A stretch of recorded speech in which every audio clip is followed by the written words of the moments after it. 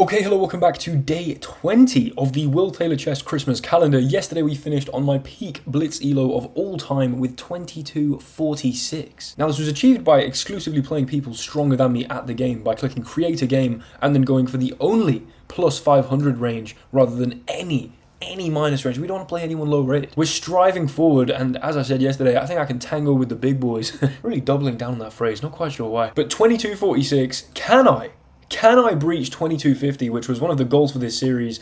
I mean, this game will tell. This game will tell. Let's go for a nice little modern Scandinavian, a nice little Portuguese, if you don't mind. And then I think queen here. Knight here is interesting. I'll go knight c6, I guess. Maybe there's knight c3. Take a little step back. Generally speaking, I prefer this when this trades happen, so they don't have a knight that can come to c3. Guess I'll go back here. If this, I might play bishop takes here. You've got to take first, because otherwise I take back with the bishop, then come across this way. I consistently go for this. I'm not actually entirely sure whether it's a great idea. Let's play e6. I need to be able to open up my bishop somehow. If they go queen here, which is a move I've seen before, then I'd have had knight c6, which is quite interesting. Okay, I mean, why not play queen e6 and unleash the rook onto this queen? Yes, there's pressure over here. No, I don't care. If I go across with the king, I give them a very easy bishop e3. So actually, I really like bishop c5, I think. I should make sure I'm, not just wasting loads of time. However, a very quick b4 might cause me some problems. Let's start with h5, though. Let's start with h5. Maybe at some point I have the audacity to put a knight on g4 and hunt for that open file. Then I think I'm going this way. Again, I don't want to allow bishop e3 very easily, although that is just... Okay, I take a rook. If you take here, I can run. So I take a rook, you take here with check. I go across because the queen holds d7. I mean, you go back up. I don't know, man. Let's take this rook and we'll just see. Like, what's the worst that can happen? Probably I get mated here. Almost certainly I get mated here. However, if I get a brief moment, just a brief moment to breathe, that's... Do I not have queen like a6 or something? I guess you're going to be able to recapture this, though. In fact, can I not play this? Yes, please. We bring the bishop back. We save the bishop, and I'm not seeing where your sneaky, like, checkmate threat is. I mean, I'm sure there were plentiful ideas had I not played bishop d4. The pressure definitely looking a little uncomfortable, but, I mean, if I trade off just a couple sets of pieces, so long as my opponent doesn't have a forced mate, you can go here. If I do this, and you go check, which by I mean, Jesus Christ, I can't spend my time failing to draw arrows. Here, I should be fine. So, you know what? I'm just going to come back. Keep the rooks connected so that they can't come in and, like, win a rook across here.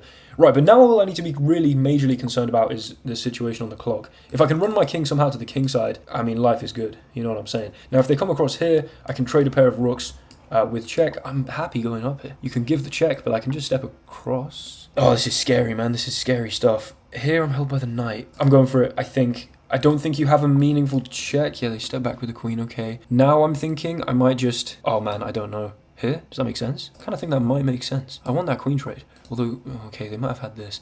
My knight's looking a little soft. I just need to move. Just need to move. Just need to move. Let's go rook here. I'm very scared about this, and I'm very scared about my king. And, oh, no, I can't run this way without hanging my knight with check. Okay, I've created some problems for myself. I've created some major issues for myself, although I should be relatively okay over here, I was going to say. I'm going to take this. Honestly, if I can sack for this bishop, I might choose to. I get to go here. I could come up here. Does that make any sense? No, it doesn't. Okay, 30 seconds in a dream. Plenty of material. I definitely have had many ways to... Do I have this? No, because there's just queen takes. And then, I guess, queen takes, bishop takes. What the hell is that? Here I lose my queen, right? Oh, man, come on. Whatever. Okay, well... It seems I've kind of resigned myself to losing the game now. A little unfortunate. Let's try and keep my pieces tied together. Somewhat. And I'm dead. I'm just mated. There's no possible universe in which I'm not just mated here. Come on, dude. Do this. Let me go here and then step across.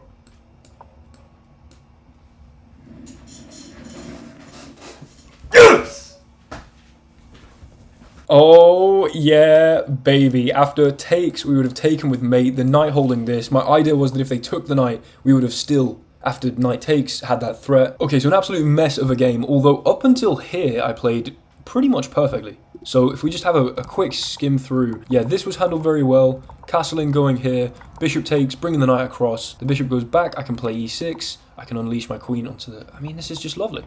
This was well played. Brought the bishop in here, took this, went across, brought the bishop back. Okay. At this moment, I had the opportunity to play this. And, oh, I guess I'm just putting pressure on all sorts of stuff. And if you take here, there's just never an issue with any mate threat, and I'm just up, you know, 2 knights for a bishop and pawn, and this is hanging, and maybe I'm even going in for ideas, who knows. So I should have been far more concerned with limiting their counterplay and being, you know, ready to give back a bit of the material by just bringing my knight to c6. However, this was still fine. That's where it went wrong. Okay, I did successfully realize, I don't know about the word successfully used there, that they could have come in here and taken my knight had I gone up here. Then f4 causes me some major problems, and I imagine like all sorts of nasty stuff. The rook comes here, or rather, sorry, here. They missed that opportunity, and then, you know, I took here and got a little low on time. Obviously, I shouldn't have taken here because they had this this fork, but I was getting so low on time that I just thought actually a simplification, and I was vaguely already kind of coming up with the idea of putting the knight here and then potentially a mate threat, which I honestly felt if I just tried to kind of, actually no, I should have definitely just done this because it defended my rook. I didn't really see that. I just thought there's problems if I go here because I guess you have like knight d6 at least. Yeah, knight d6 would have punished me there, and obviously my rook's hanging and there's this threat, and if I just come back, I'm still doing fine. I just felt like I was gonna, you know, struggle to not get completely squished in a position leaving my opponent with so many pieces. So the simplification, honestly, I just thought, you know, what the hell? Here? Oh, there was queen a4. Okay, I didn't see queen a4, and then this would have hung, right? Oh no, but then I maybe would have had this. It was very complicated, but I went for an idea. It paid off. That's 2250, baby. In fact, 2253, I'm going to go into another game. This is the highest I've ever been rated. Okay, let me just stay locked the hell in right now. We'll take here, and then I think play knight b6 and c5 is an approach that you can go for here. Not quite threatening to trap the bishop, because there is a4 in a lot of contexts, but this c5 move... Actually, I'm not going to claim to particularly understand this just yet. However, I think I looked at a little bit of prep and it was actually a decent idea. Bishop d6, pleasant development. Okay, might take like... I don't think it really matters how I take. I'll just take with the pawn. And then I guess take with the knight. And then I guess just step back. That seems completely reasonable. Position makes some sense. I could probably castle kingside very easily next move, which honestly I probably will do. And then I'll look to maybe use the open C and D files, get my rooks there somehow. I say somehow, just put them there. There's not really a sort of particularly intricate mechanic by which I have to achieve that. That's annoying. No, that really is annoying actually. Because here you just trade the queens and I can't castle. Do I particularly care? I maybe don't care. I'm gonna step back, or maybe I should go here. Yeah, because why would I just block this? If I just go here, there's no move that particularly worries me, right? Yeah, we're holding on to this fork threat. If you trade the queens, I can take with the rook. Okay, so the queen comes up like this, threatening my bishop. I guess I can drop back, but nah, there's not going to be rook beat. Oh, come on, man. Now I'm just wasting time. I guess queen here makes some sense. Let's go queen here. I just need to make sure I don't blunder this fork, and if I can castle relatively quickly, I'm just vaguely worried that at some point I'm somehow going to get my queen trapped, because, you know, she doesn't have all that many moves right now. So I need to worry vaguely about some idea of bishop g5, but again, there's nothing, like, you've got to set it up so blatantly, and also you can't play h4 anyway. Maybe you could actually, because this bishop. Okay.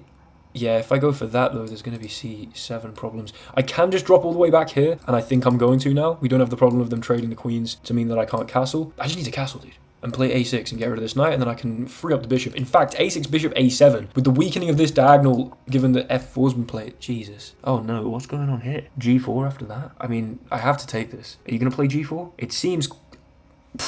it seems a little risky. Do I not, for instance, have just queen here? Oh, but then obviously the queen holds this threat. I also just have queen here and we pin the pawn, actually. So that would seem very reasonable. I am taking a little too long, though. I need to castle. Jesus, man. Guy's not letting me rest. Although, you know, the price of not letting me rest is throwing outrageous ideas like g4 out. So immediately I'm, of course, threatening to take this. h3 will give me a moment to breathe. It will also create permanent structural weakness around their king. Or I guess h3, I could just play h5. It does seem a little risky. Okay, yeah, they're just dying for this fork. But now I can castle. I can also just play this, and you don't have a check. And I'm threatening to take your queen with a discovered check. There's no way that's not a good move. I'm up 2 pawns.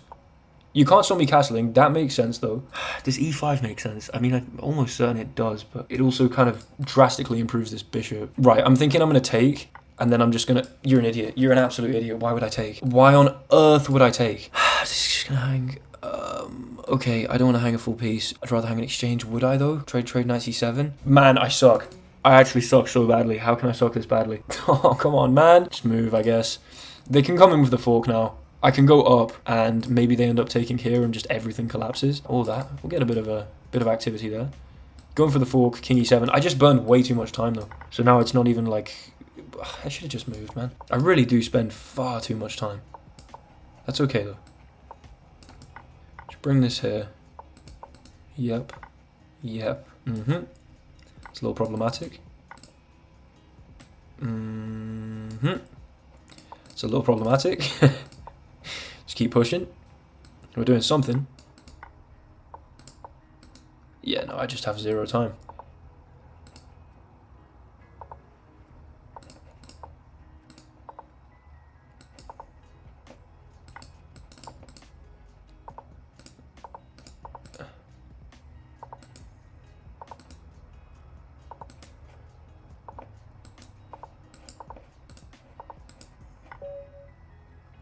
Damn, I was hunting desperately for a stalemate there. Damn, that was more of a mess than I thought. I thought here, for sure, after... Oh my lord, of course, they just had rook takes here. Because the pawn's pinned and the pawn... That's... Okay, that's nasty. Sorry, excuse me. I'll skip a little far forward there. Apart from that, this kind of opening preparation, I don't know if c5 is... I mean, it's up there in the Masters database. Okay, I'll keep playing it. This seemed to give me a pretty good position. And then, from here... I literally talked about this idea. Guys, I'm so sorry for missing that. That is the most on-the-nose idea, like, ever, and maybe one of the reasons to play c5 is that d4 is not really possible because of this, until you've at least prepared with, like, c3, brought the bishop back, etc. That's extremely foolish. And then, of course, taking this bishop was extremely foolish. In this position, I could have very easily... Ooh, apparently played here. That's nasty. Effectively, the point was that after takes, like, you're not throwing the fork anymore. And, I mean, okay, you can go in for a check, but here, and you're not even doing this. Wow. But there were a lot of different moves that would have been significantly better than taking this. I just completely forgot that this would be hanging afterwards, and still this would be hanging. I kind of just thought, oh, I'm up 2 pawns, I can simplify. Then we went for this, and actually I had a very good position here. I could have just gone for knight here straight away. This is where I had like 11 seconds left. And then, yeah, clearly everything went very wrong. Okay, I'm not heartbroken there. I definitely should have seen c4, and that's, you know, I've been burned once, and I'm not going to miss that again. Let's go. Let's go. 22:48, playing another 22:48. The final game of day 20, day 20 of the World Series Chess Christmas calendar, and we're going to push past. We're going to go for a little beat.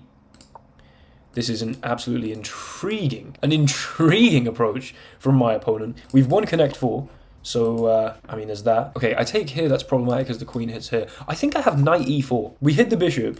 You can go all the way back here, of course. What? I guess you let your queen defend this. I could take, though. What if I play bishop f5? Right, again, I mean, look at my pieces. They're fantastic. I have some discovery inbound. Now, if I'd taken, and then play bishop f5, you may play e4 supported by the queen, but we're in the way of them playing e4, so they move the queen again. I mean, this is just, yeah, this can't be good. However, my hesitance also can't be particularly good. I want rid of this bishop, and I'm thinking e6 even. Might be appropriate. And we're looking at this, and we're looking at this. Am I getting my bishop trapped? Almost definitely. Why am I... Oh, no, okay, we can take on b1 here. No, we can't.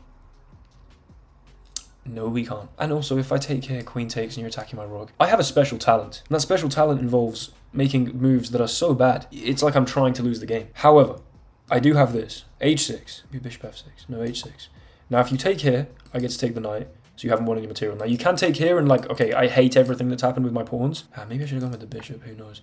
They desperado sack. I'm not convinced by that, because now when you take the bishop, which you have to do, you can't take here because I'll just take back with my bishop. I get to open this up, and actually I love my position now, because, I don't know, open e-file, gorgeous bishop still. I think this definitely makes sense. We can give the check. You could play king f1. Okay, fair enough. But even queen f6. And this pawn is a thorn in their side. They can't play knight c3, of course, which would be natural. Weird intonation on that c there. And so what do you do about this? Because the softness of the diagonal, given that you haven't moved the rook. You've gone back with the knight as well. The knight has to move now. I can go queen takes, bishop takes, rook b1, and just move my... Yeah, I mean, this is just... has to be winning. Now, not all that winning, mind you, but... slow rook. I can maybe make some progress up here. I think I will go bishop here because you can't attack the bishop with tempo. You can come in here, but again, we're holding things out. My pawn structure is actually lovely, surprisingly so. And we're going to go here, and we entirely dominate some of these squares. And this endgame should definitely be preferable for me. I'm going to go in here. I'll use that as an opportunity to lift the rook and then slide across here. Does that make sense? I think so. Now, worst case scenario, I get flagged. Which is very feasible. I'm going to go here. Maybe I should have taken back with the bishop and kept this sort of plugged up. But it is an opposite colour bishop's endgame, so can very much lean towards drawish positions. I think I should realign and enter over here. So basically, I don't want to trade off both of the rooks. Although, this is a protected pass pawn. Like, the pawns are identical. We've got C, D, F, G, H. It just so happens that I have a B pawn. And, okay, can I not just come in like here? You'd imagine, right? Give the bishop a little tickle. Come in here. What is going on? Can I do this? Takes. Oh, that's lovely. That's lovely. Now, it is a kind of, you know, it's kind of risky to do this because I've disconnected the pawn. The pawn now has to make it, basically. If the pawn doesn't make it, I'm kind of screwed. Here. You take here. I go takes here. I have no time. Dude, please take this. Are you serious? I guess I'll take here with check. And then... for crying out loud. I don't know what to do. Just bring the king up a little. Take here, maybe. Go in here with check or something. Oh, man, I have no time. Did not see that.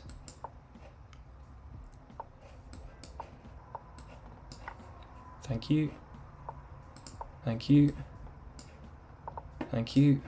Thank you. Thank you. Thank you.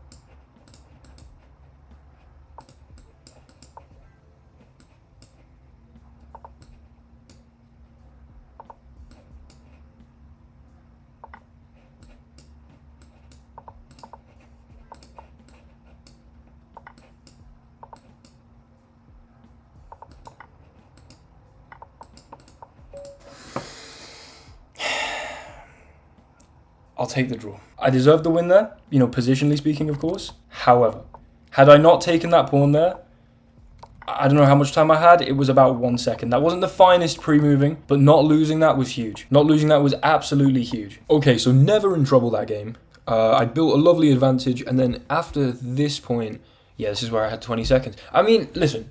After this Christmas calendar challenge, when I'm back to playing normal rapid chess, my time management hopefully will have made some small improvement. I can get away with it in rapid, I can't in the blitz. However, this tells the story, apart from this move, oh yeah, obviously e6, they should have gone for takes here, which I guess if I'd gone here, there might have been problems. Nah, but I still have h6. Okay, it does make sense to kind of try and mess up my pawns. Obviously, this idea didn't work because I had h6. They went for the sack. I'm surprised. I mean, this position was lovely. I felt like things were going a bit wrong, but yeah, getting the queen to f6, taking that, I made good progress. Takes, and everything was lovely. Went in here, and then it would have been so nice had they taken my rook, and then I take, and play this. The point being, of course, that this gorgeous bishop along this beautiful diagonal controls the promotion square there. However, they instead took my rook. I take here with check, and now at this point, I should be going in behind here. I mean, maybe there's half an idea if you get a little too excited with your rook that you sneak into a checkmate, right? But I blunder it back to drawing where at this point I should have gone for a check. Okay, yeah, this is just a complicated endgame where I'm up 1 pawn trying to promote something. However, with 7 seconds to go here, they blundered the bishop and then going for the check, going for the promotion, taking here, bringing this back because I didn't want to hang the pawn. I should not have been worried about that. I just thought if this pawn hangs, this pawn becomes passed and maybe there's too much to keep an eye on, you know, with pre-moves. I've got 4 seconds here. However, I then decided to go up behind with the rook. And then the way I was moving, I was trying to blockade things. So for instance, I pre-moved here.